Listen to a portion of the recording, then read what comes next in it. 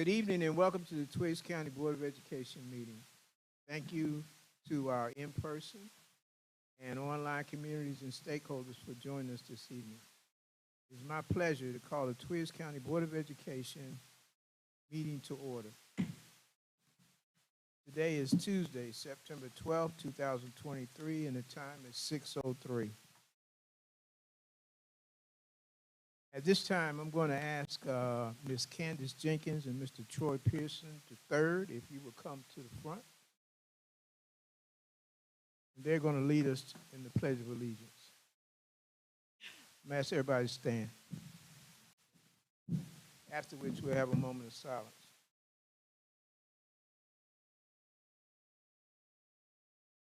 Hi, my name is Cadence.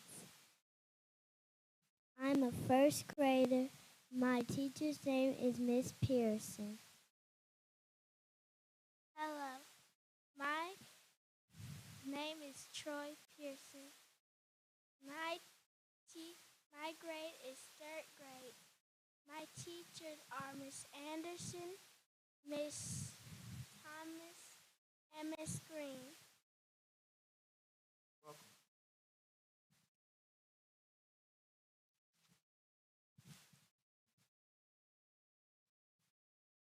I pledge allegiance to the flag for the United States of America and to the republic for which it stands, one nation, under God, indivisible, with liberty and justice for all. Let's pause for a moment of silence.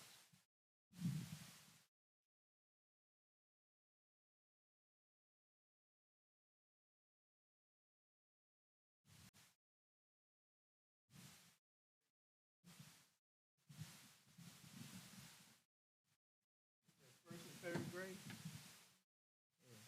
Yeah. We just want to quickly present our scholars from JES with Pledge of Allegiance certificates. We want to thank you all for coming, Cadence Jenkins and Troy Pearson. So take a picture with your superintendent.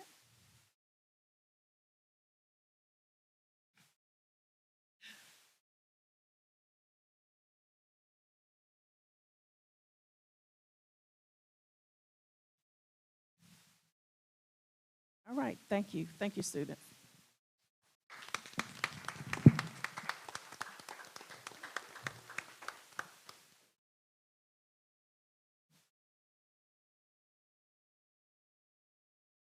Okay. Again, I want to thank both Candace and Troy for a job well done.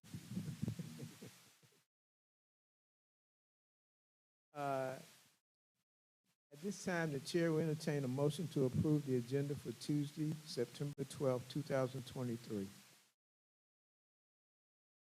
I move that motion to approve the agenda for September 12th, 2023, board regular session. Second. The motion to approve the agenda for Tuesday, September 12th, 2023 has been properly made by Ms. Blackshear and second by Ms. King. Is there any discussion? The question is on the adoption of the motion to approve the agenda for Tuesday, September 12th, 2023. All in favor say yes or raise your hand. The motion passes with a unanimous vote. The minutes for August 22nd, a work session, and August 31st, a call meeting, have been distributed.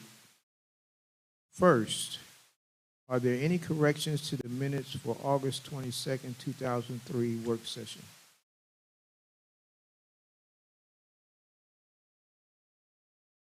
Are there any corrections to the minutes for the August 31st, 2023 call meeting?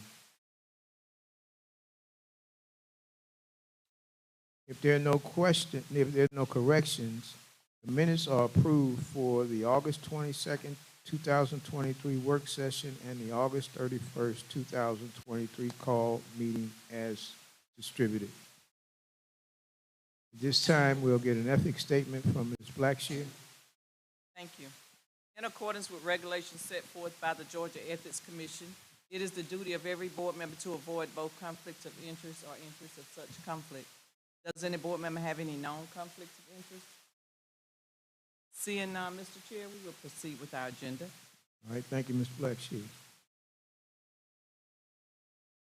Next, we have we'll hear from Mr. Dave Middleton in our public participation. You'll come to the front, please. Just a reminder, you have 5 minutes. I've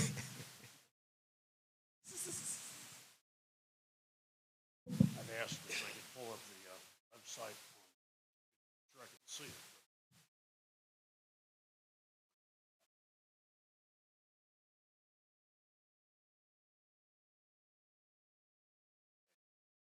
The reason I'm here is because over the last year, roughly, that I've been trying to be involved in the board in the school district.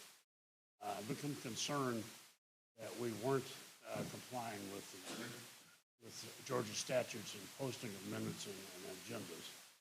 And then before I go any further, I have to tell you that Dr. Bullard and I had a discussion about 7:30 on Monday morning, and there's been some changes made already.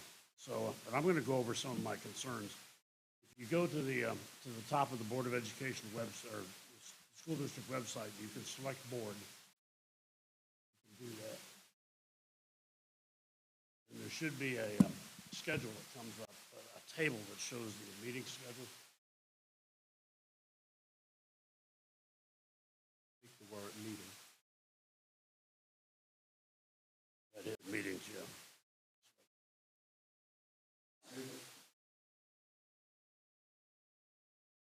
All can read it. I can't read it.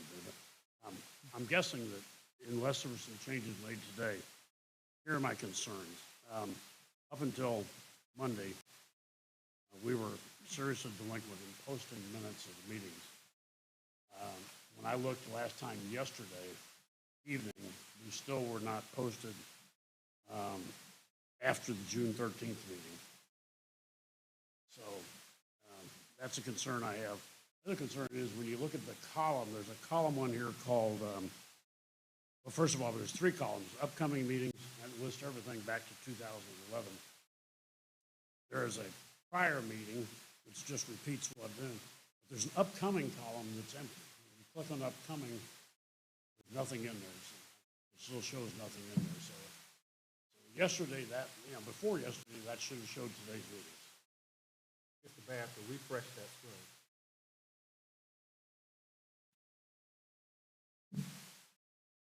So, but anyway, I don't understand. The all meetings and prior are the same thing, apparently. And the upcoming should show in the meetings that you know you've got scheduled for the immediate future. Also, in that column heading, when it would be nice if the heading indicated that agendas were found under there. I know that you can see, go back to the previous screen, you can see a little page marker right there. And some people would understand that that's something, some document marker. But if that second column could say agendas also or minutes, would probably be helpful. So, but what covers all government meetings, taxpayer-funded meetings, government bodies, is Georgia Statute 50.14.1 and following. When I was looking at that, I noticed that the requirement is to post meeting schedules a week in advance. And generally, we've got that on there. I think we're covered as far as posting the schedule. Special meetings, I know you occasionally have special meetings, and I don't know, I've not watched that. But that requires a 24-hour notice to the public before you have that meeting. We don't have a newspaper daily. We don't have a radio station that broadcasts our events, so it has to be posted on the door outside the building so people can see it. Otherwise, they wouldn't know about it. I don't know whether or not we've complied with that or not. Then as I worked through 50.4.1, I noticed that The agendas should be made available not more than 2 weeks in advance, but certainly should be posted enough in advance that people in the community or contacting anybody else that'd be interested should be able to see them. My opinion, posting them like within 24 hours in advance is not adequate notice. Law says up to 2 weeks. I think we've failed on that in the past. Interesting note that, to the best of my knowledge, we're not doing, it's part of the law, is that following, for instance, tonight's meeting, the law says in 50.14.2.a that within 2 business days, there'll be a summary posted available of the minute of this meeting. That's not a formal minutes. That's just a posting of who spoke, what was discussed. And I don't think we're doing that. If we are, I'm not aware of it. That's part of the law in the state of Georgia. Formal meeting minutes must be recorded and available not later than immediately following the next regular meeting. I think that happens most times. I'm not quite, well, I'm not getting up here. Be available for a court of law to look at in case of a civil suit. Of course, there's a very stringent list of subjects that can be covered during that, during executive sessions and other. It's not on that list. You can't talk about it. We'll never know because citizens, we don't know what to talk about. So anyway, those are basically my concerns, that we need to post the agendas available in advance enough for time to give people an idea they might want to be at the meeting. 2, absolutely have a firm requirement to post in 48 hours and make available summary of this meeting tonight. And you can't defer the minutes if you have an argument over what was in the minutes. You need to do that before you come here, probably, because this meeting, when this meeting closes tonight, the ones that you voted on have to be posted almost immediately. Those are my concerns. It has nothing to do with instruction. If you ask me and Elaine, that we're concerned about instruction quality. But the board has to operate within the law. My concern that if we haven't in the past, we're going forward. I know Dr. Bullitt shares that, and Boston Tate shares that, the rest of the board members. I appreciate the opportunity to talk to you all tonight, and God bless you all, and let's keep making our district a better district.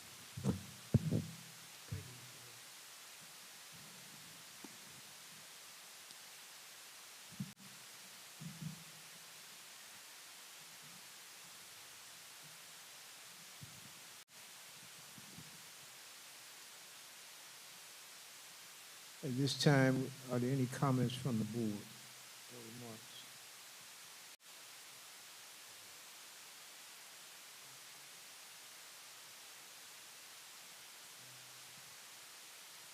Superintendent? We had a long discussion on Monday.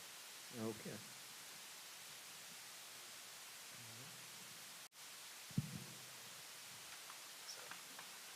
All right, this time we'll go to our business agenda.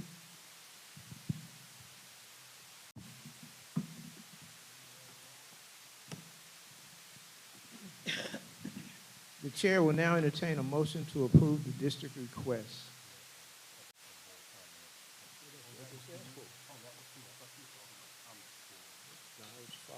I understand. Excuse me, I was thinking that if he was asking me for comments for the presentation. But we do have some superintendent comments, Mr. Vance, if you wouldn't mind putting that up. I did want to, again, thank all of the stakeholders that are with us tonight in our meeting and those that are joining us virtually.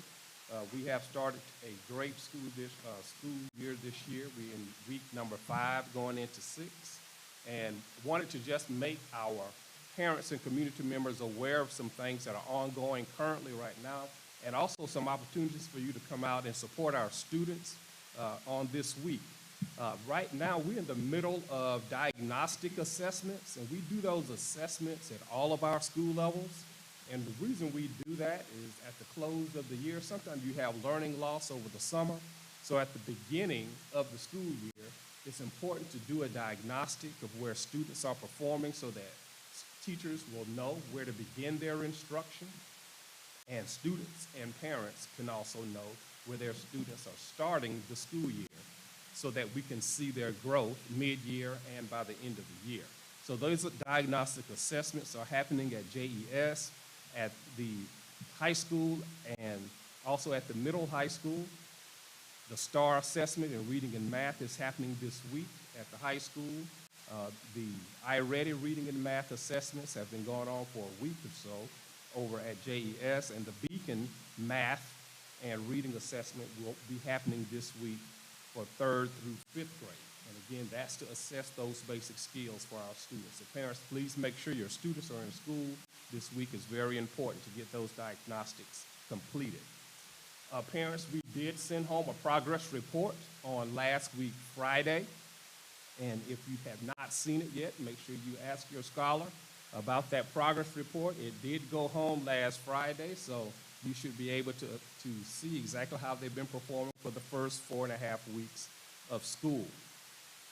If you have a senior at the high school, they're going to be doing senior advisement this week, and that is to begin talking about what their career choices are, looking at college applications, transcript reviews, talking about financial aid and applying for those types of supports for them to move on from the high school and prepare for post-secondary. So that'll be happening this week as well, and we do want to thank our parents and our guardians for making sure our students are in school. We have had great student attendance to this point, and we want to continue that trend. So thank you for making sure your students are in school. Now, we do have some opportunities for you to come out this week and support our Cobras. In our middle school team and our high school football teams are competing this week. Our middle school team is competing this Wednesday against Thompson, and our high school varsity team, that's an away game. And our high school Cobras will have their first home game at 7:30 in the Cobra Stadium against Hawkinsville. So we want everyone to come out and support our Cobras. Our team will be playing, our cheerleaders will be cheering, our band will be playing, our mascot will be running around, and we want you to come out and support them while they demonstrate their talents, their skills, and their abilities.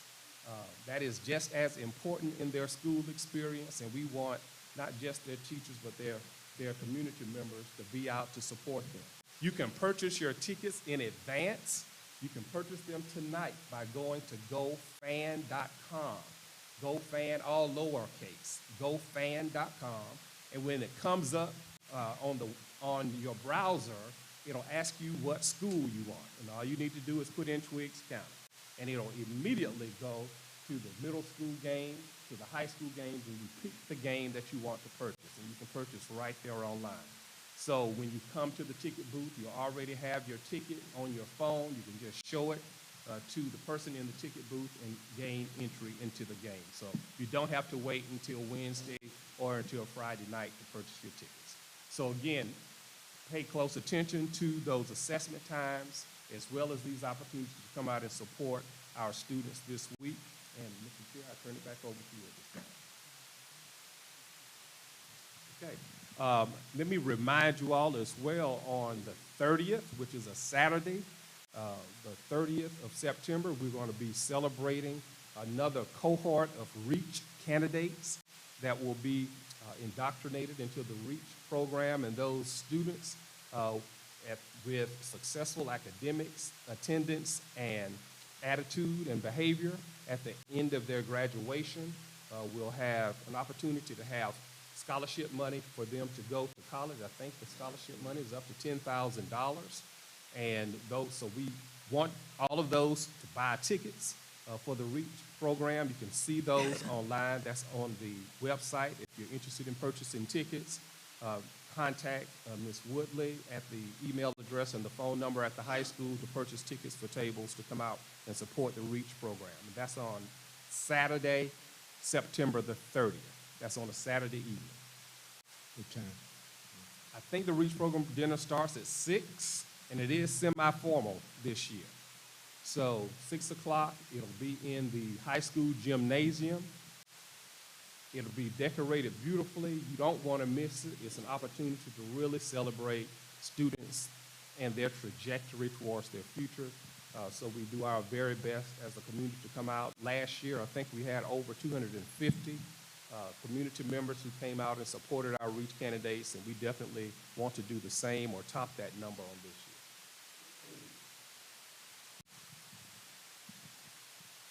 All right, thank you, Dr. Booth. At this time, the chair will now entertain a motion to approve the district request.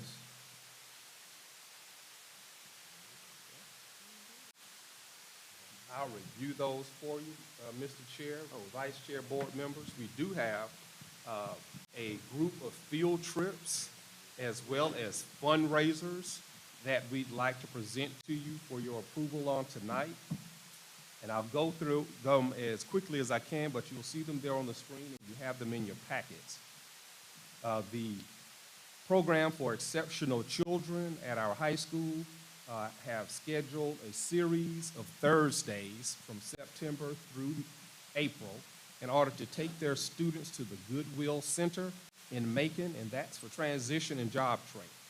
Also, the FBLA is planning on the 2nd of October a field trip to Six Flags Over Georgia, and this is to participate in the FBLA Fall Motivational Rally.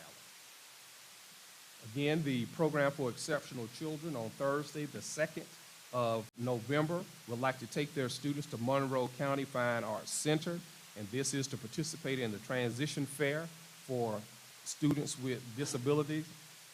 On Tuesday, the 7th of November, our FBLA would like your permission to travel to the Columbus Convention and Trade Center for the FBLA Fall Leadership Conference.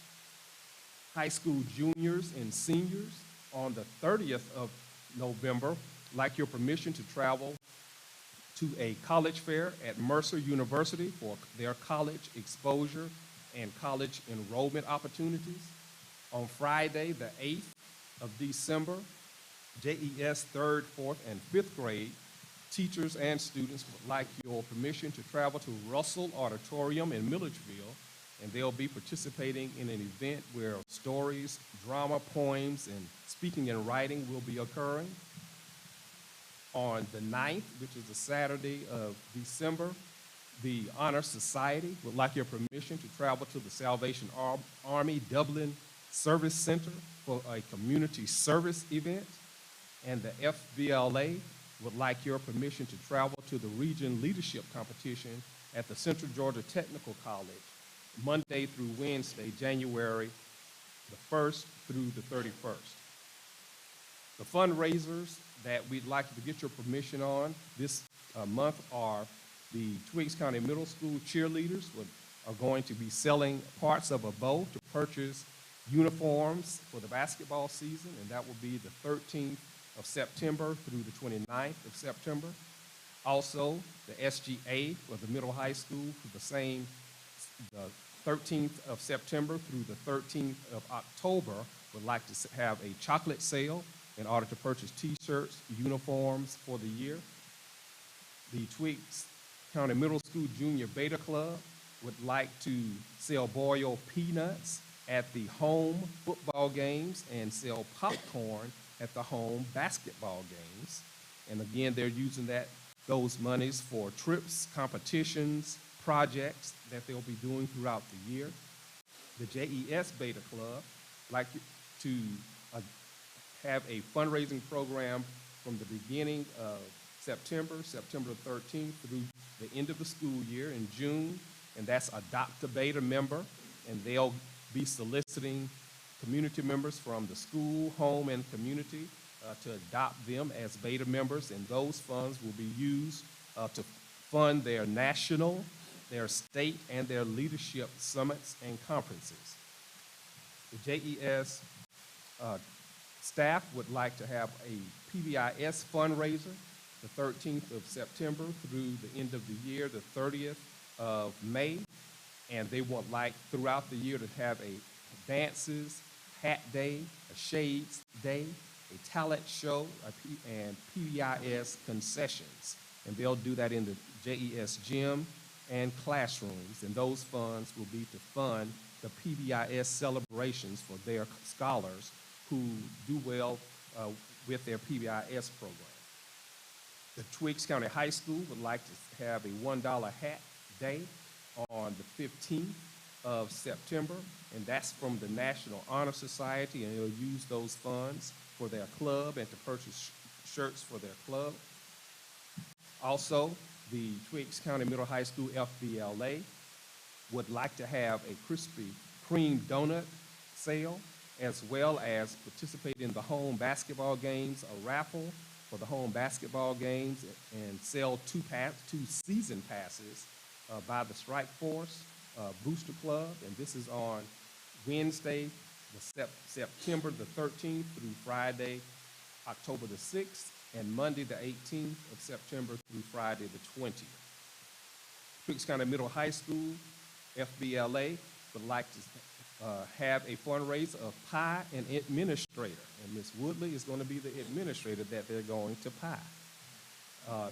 They also would like to raise funds for all of the A's that students will get on their report cards.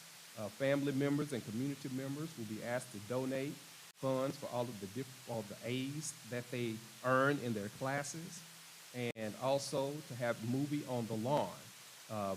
They'd like to raise those funds starting on the 18th of September, basically going through the 15th of December. They'd like to also have a 3-on-3 basketball tournament during homecoming week, either the 17th or potentially on the 19th. The 20th is homecoming day. They would like to have a 3-on-3 basketball tournament with the students, and that's to raise funds as well for event registration, travel, and club expenses. The Twiggs County Middle School Strike Force Booster Club is asking permission for their alumni basketball game during homecoming week, and that's on Wednesday, the 18th, that you already have approved. The Krispy Kreme donut sale from Twiggs County Middle High School Music and Choral Department. They'd like to sell Krispy Kreme donuts Tuesday, the 19th of September through Wednesday, the 4th, and they're going to be purchasing tickets to go and see the performance to have a spring performance of The Lion King at the middle high school. So they'd like to purchase the license and the permissions to produce that play for our community. The Twiggs County Middle High School Music and Choral Department would like to have a fundraiser from October through November.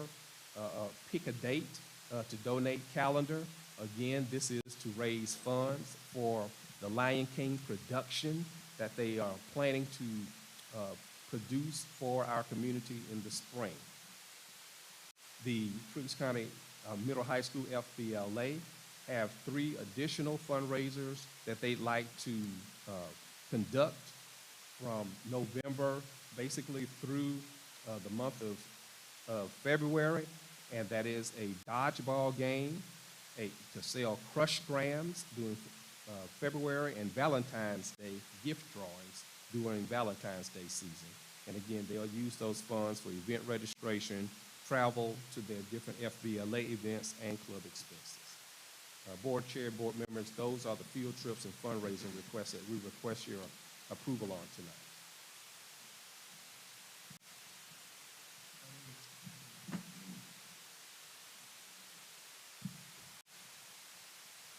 Are there any questions?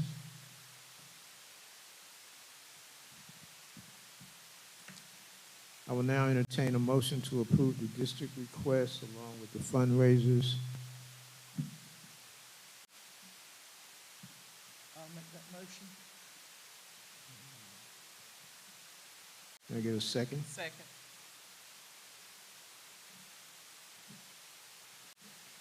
The motion to approve the district request and fundraisers has been properly made by Ms. Stokes and second by Ms. Blackshear. Is there any discussion? The question is on the adoption of the motion to approve the district request. Those in favor say yes or raise your hand. The motion passes unanimously. Mr. Bacon?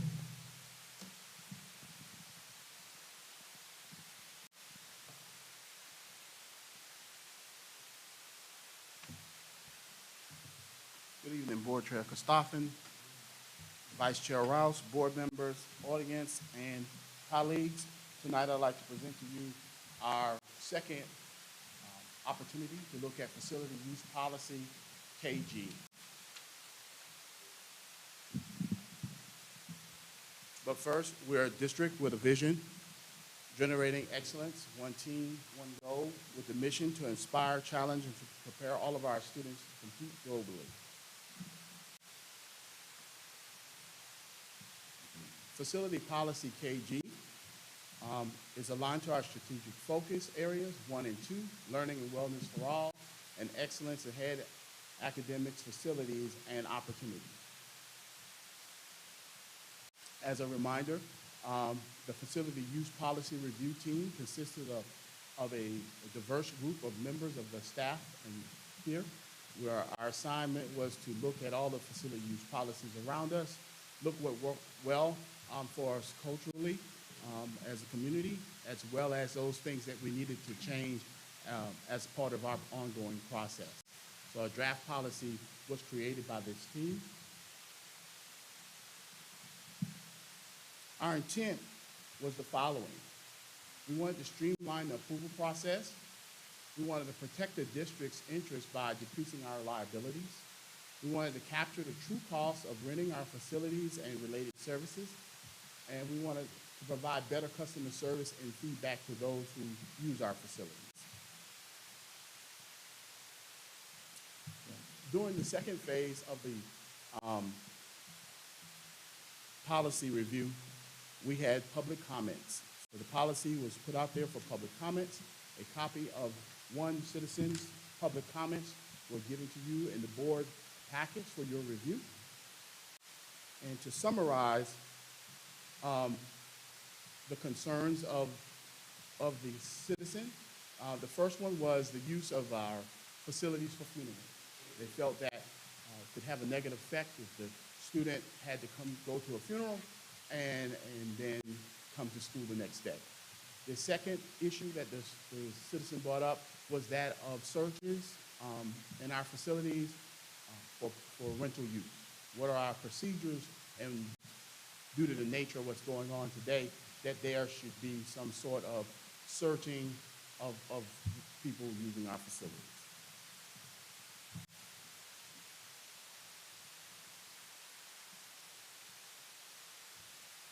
So our executive summary for policy facility use KG, the board policy KC facility use aims to provide a clear set of guidelines for external entities who wish to use the Twiggs County School District's facilities. While the district has always been open to providing its facilities as a community service, the new policy clarifies that only county residents, taxpayers, or landowners are eligible to rent them.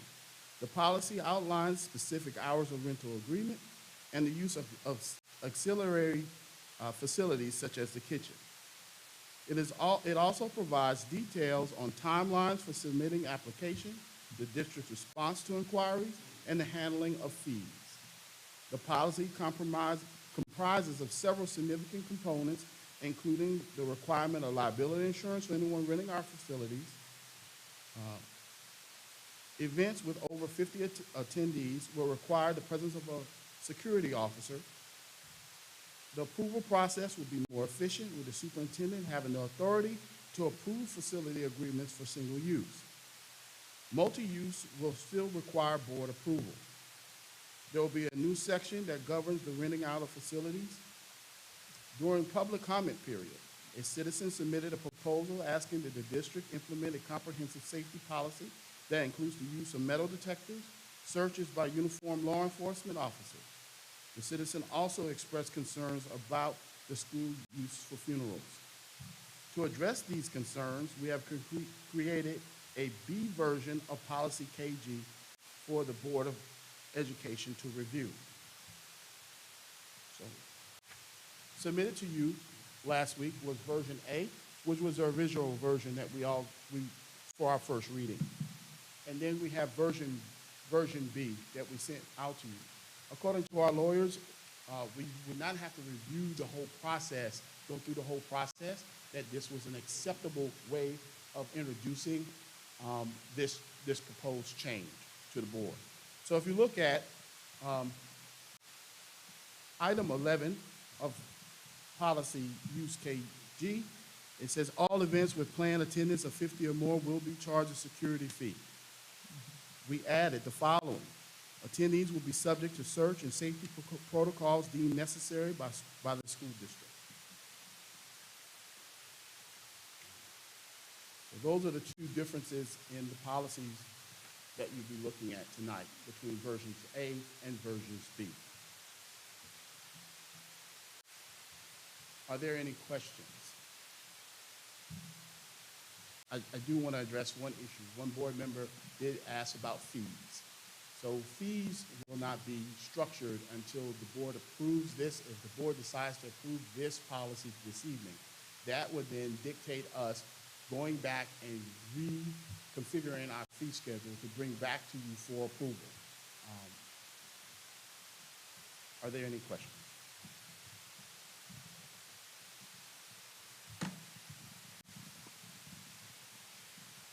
Questions?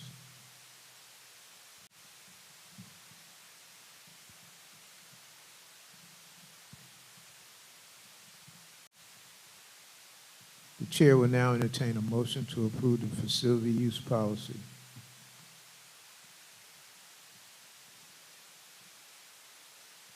Can I get a motion? I move to approve the facility use policy update. Version B. Version B. Version B. Second?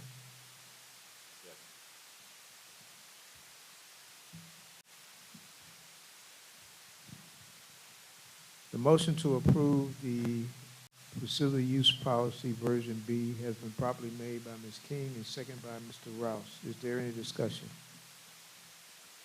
The question is on the adoption of the motion to approve the facility use policy version B. All in favor say yes or raise your hand.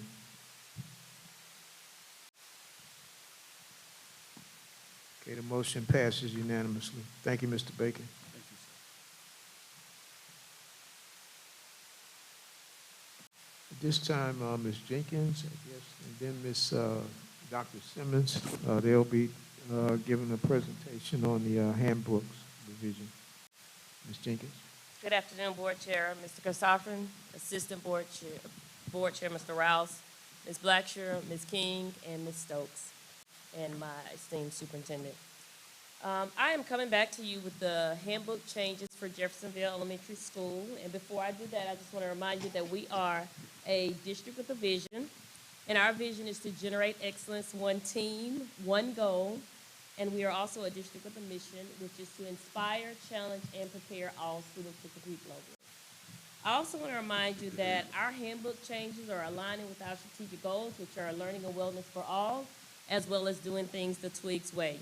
And just as a refresher, because this will be an action item presented to you by Dr. Bullard, I just want to share that we talked about our honor roll and making sure that our honor roll align with not just schools around us, but to make sure that it was the best reflection of the performance of our students.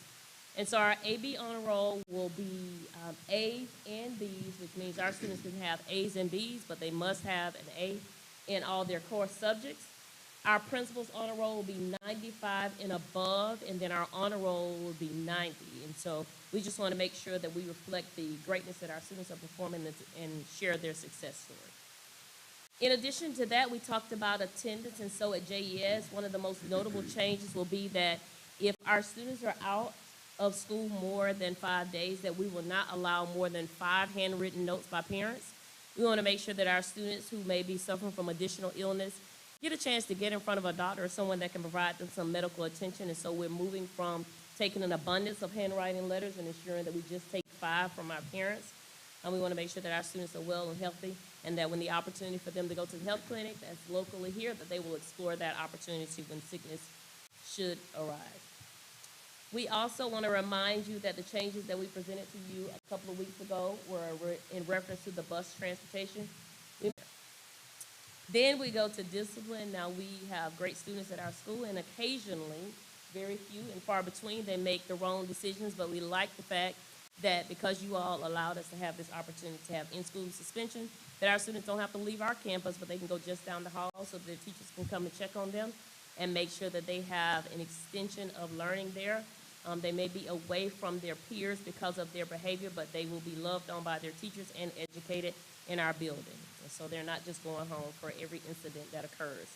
In addition to that, you'll see a principal letter and grades and our homework logic and debt and PBIS information is just important for our families to know. And so those were the changes that were noted in our handbook. Of course, JES is always the best in academics and attendance and attitude. And our handbook will showcase our attention to safety and just norms that will make us a better school, a better district, and a better community. Dr. Bullard, I'm turning it back over to you. Thank you, Ms. Stevens. Board, here's your pleasure.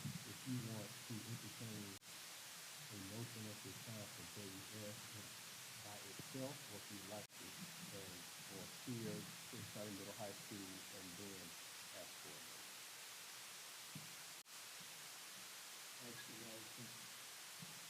I was considering doing both at the same time. I would like to say, though, I had an opportunity to visit the ISS at the elementary school this morning, and I was impressed that there were two students, and they had to explain why they were there and what corrective actions they were going to make. Thank you, Ms. Jenkins, for the tour today. Come see us anytime. Dr. Simmons?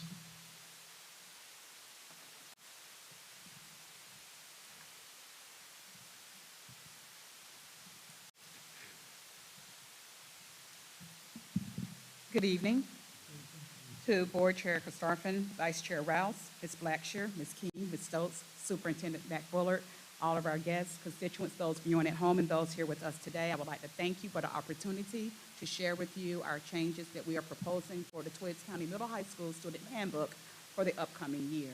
But before I do so, I must, of course, begin with our vision and our mission. Twiggs County Public School System, of course, our vision is generating excellence, one team, one goal, and our mission is to inspire, challenge, and prepare all students to compete globally. These changes that we are proposing are aligned to our strategic goals of learning and wellness for all, doing things the Twiggs way, and being a premier people-first organization because our students are first, and that's the reason why we made these changes. The purpose, of course, was to provide you a simplified identification of behavior expectations, consequences, and alignment with the state behavior matrix. These changes came as a direct result of feedback that we received from our students and our parents over the course of the 2022-23 school year.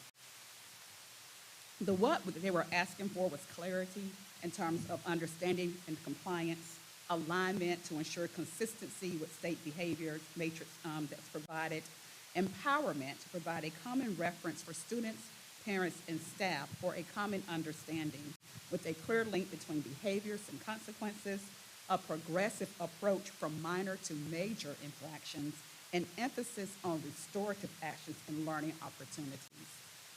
Prior to this year, we had either it was going to be out of school or in-school suspension. We have been going through some professional learning with our students, with our teachers, where we talked about restorative practices. And as Mr. Kostarfin was mentioning earlier with the elementary school, the idea is that children understand the why. The why. The punishment is the what. They need to understand the why. So some updates that we have then are clear language with revised content using a simple, concise language, behavior expectations which are clearly outlined and categorized, and consequences which are directly tied to behaviors for quick reference. Some highlights that we have in this year's handbook.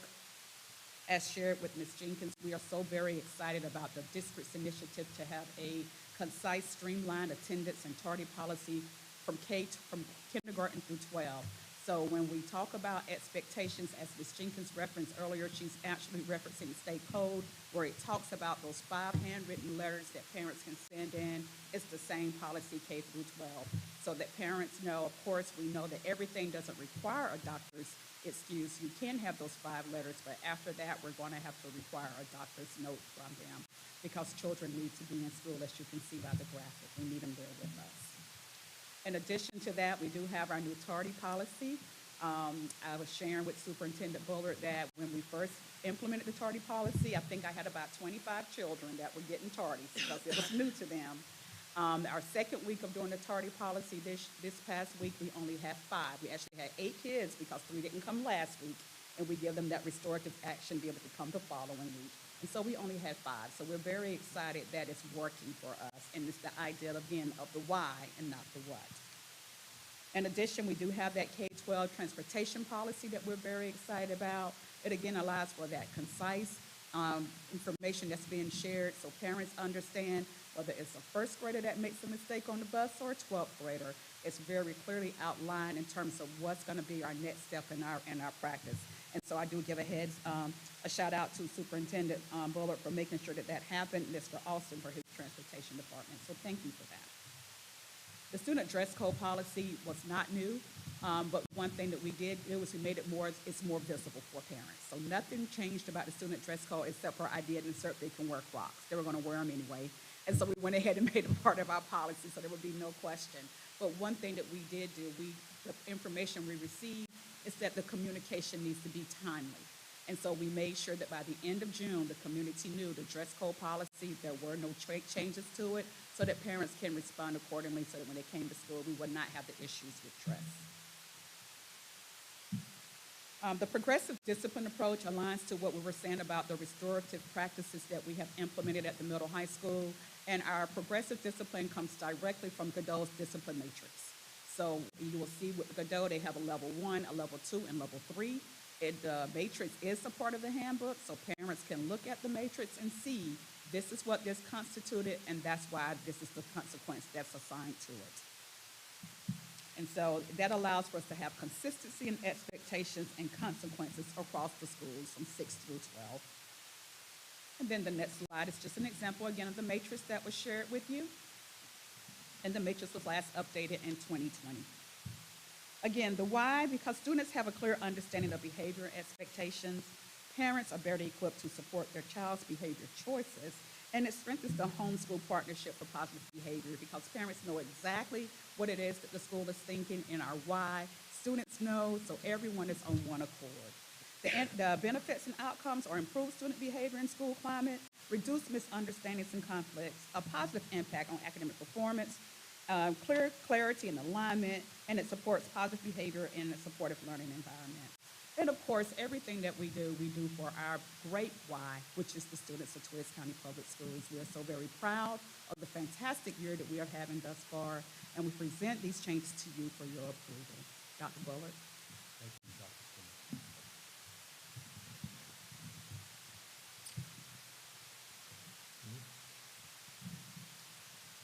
Okay, I will now entertain a motion to approve the 2003, just a minute, I'm making this, the 2023 and the 2024 handbook revisions for both the Jeffersonville Elementary School and the Twiggs County Middle High School. Can I get a motion? I move that motion. Can I get a second? Second. The motion to approve the 2023-2024 handbook revisions for both Jeffersonville Elementary and the Twiggs County Middle High School has been properly made by Ms. Blackshear and Ms. King. Is there any discussion? Okay, the question is on the adoption of the motion to approve the 2023-2024 handbook revisions for both Jeffersonville Elementary and Twiggs County Middle High School. All in favor, say yes or raise your hand. The motion approves unanimously. All right, I believe that those are the actions, and next we will hear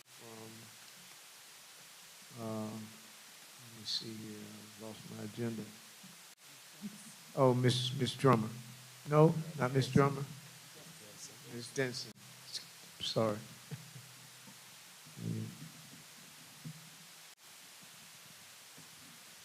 Greetings, Superintendent Dr. McBullard, Board Chair Karstoffen, Vice Chair Rouse, board members, and community stakeholders participating in person and virtually.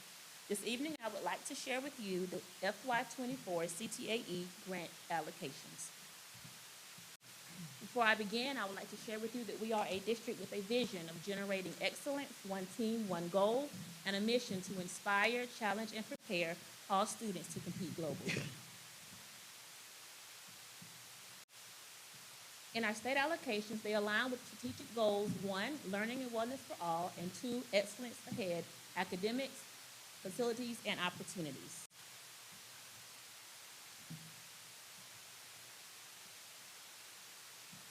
For 2024, fiscal year 2024, Swiss County Public Schools were allotted a total of $26,609 under the Carl D. Perkins 5 federal grant. This grant will be used to address system and CTAE goals that were identified in our comprehensive local needs assessment. The funds must be tied to a specific overarching goal, overarching need that was established in our assessment. These funds will also be used to pay for substitutes, travel, CTAE supplies, CTSO organizations, and registration for CTAE teachers. It also includes funds for professional development opportunities offered through CTERN Resource Network. The FY24 Perkins Plus grant award totals $10,000. This year, we will use the grant to host camps for our students during the summer, a magic camp and an epic camp. We want to target students and have them to participate in non-traditional careers. Under the state funds, we were allocated a total of $26,139. These funds will be used for CTE extended day for our FBLA and FCCLA advisors, 25% of CTAE director salary, 25% of the CTAE youth apprenticeship coordinator salary, travel to workshops, job sites, and supplies. Under the state agricultural education grants, we were allocated a total of $9,462. These funds will be used for CTE extended day and CTE extended year for our agriculture teacher. This year, we were eligible to receive these funds because we have a full-time ag teacher. Are there any questions? Questions?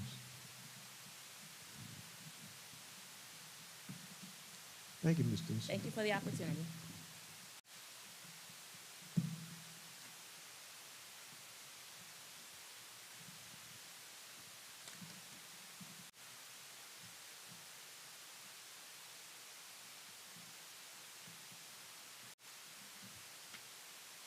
All right, Ms. Drummer, personalized learning updates. Mr. Karstoffen, Board Chair, Mr. Rouse, Vice Chair, Ms. Blackshear, Ms. King, Ms. Stokes, and to Dr. Bullock, good evening. I would also like to say good evening to everyone who is in attendance in person as well as participating virtually. I would like to begin by saying that we are a school district with a vision, and that is generating excellence, one team, one goal. And we have a mission to inspire, challenge, and prepare all of our students to compete globally. Personalized learning aligns with strategic plan goal 1, learning and wellness for all, as well as strategic plan goal number 2, excellence ahead, academics, facilities, and opportunities. Excuse me. Personalized learning is a different way of approaching education. So it's a paradigm shift, it's a change of mindset, not only for the teachers, but for students as well. It's focused on putting learners in the driver's seat of their education journey by enhancing their voice and their choice. And it's also proven to meet the specific needs and skills as well as cater to the interests of each student to help support their educational journey. So personalized learning is not focused on what learners lack. So it's not deficit-based. Actually, it's asset-based. So it focuses and emphasizes what learners actually bring to the table already, because they're not empty vessels. They come to us with some knowledge, some skills, some abilities. And we use those to help during their educational journey. It is also not simply teacher focused. Teachers serve more so as the guide on the side than the sage on the stage when it comes to personalized learning. So under the personalized learning umbrella, there are two parts here in Twigs. The first is support for the Great Initiative, and the second is coordinating the Twigs Online Academy. So let's start with the Great Initiative. So GREAT stands for Georgia's Restart, embrace, engage, expand, and enhance learning with technology. So because we are a part of the GREAT Initiative, which this is our third year, we have access to personalized learning specialists as well as other support staff, such as employees from Kennesaw State University's I Teach program. Both of these partners, all of our partners, use our school data to personalize the services that are provided for our Twiggs County students. So for the GREAT Initiative, one thing that each school is charged with selecting is a focus standard, and another thing is the actual strategy that they will use during the school term. So again, this year, all three schools have selected Standard 1, Prioritize Executive Function. And for Jeffersonville Elementary School, the strategy that they have selected is Student Data Talks, emphasizing student attendance trackers. For the middle school, it is student data tracking and goal setting. And this year, we've added the self-reflection, and that's going to be measured by their iReady scores. And for the high school, they'll also do data tracking and goal setting with self-reflection. But this, for them, it would be measured by pre and post assessments that are teacher created. And so the teachers can pull assessment questions from a number of places, including from Carnegie Learning, from Edgenuity, from USA Test Prep as well. So the other part under the personalized learning umbrella is the Twigs Online Academy, which is currently available for our 6th to 12th grade scholars. The platform that we use is Imagine Edgenuity, or Edgenuity as it was formerly known as. So a continuation this year is that we are also using the personalized learning focus within our small cohort of students. So we use the focus standard, prioritize executive function as well. And for our strategy, we follow along with the goal setting, data tracking, and self-reflection. So this is just an example of the goal setting and data tracking form with self-reflection that we use.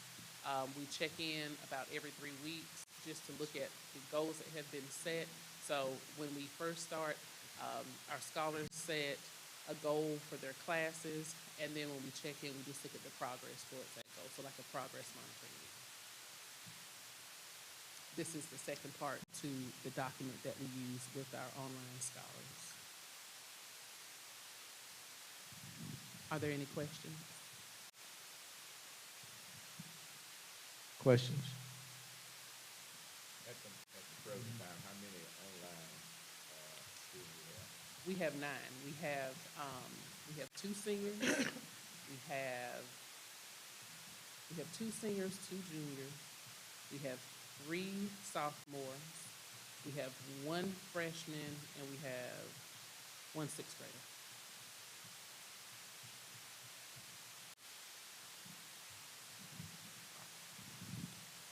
Any other questions? Thank you, Ms. Trump. Okay, you're welcome. Thank you. At this time, the chair will now make a motion to move into executive session to discuss personnel matters. Can I get a second?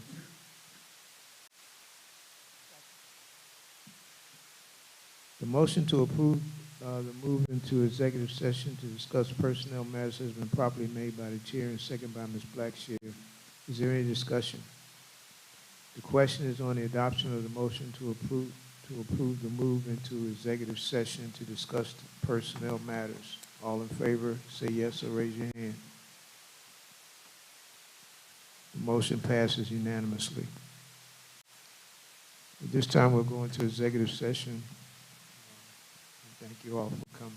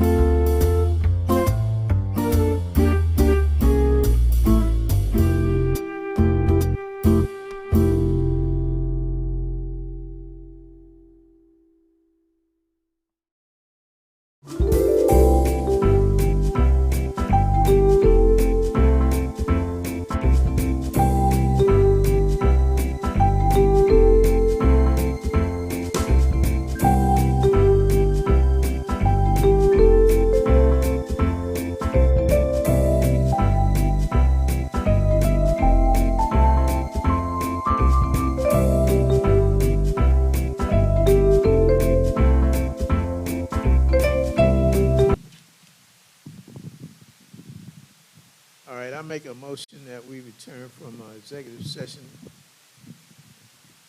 Can I get a, Second. okay? It has been motioned and properly second that we return from executive session. All in favor, raise your hand and say yes. Okay. Now that we're back from executive session, I now will entertain a motion to approve the new hire. I move that motion. Number 1535. I move that motion to accept the new hire. All right. A second. All right.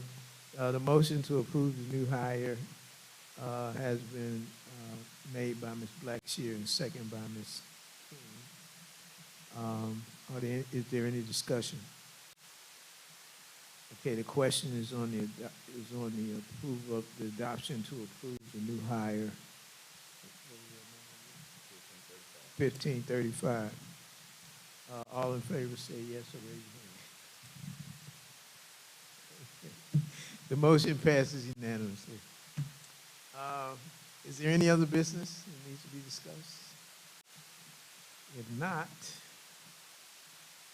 this meeting is adjourned.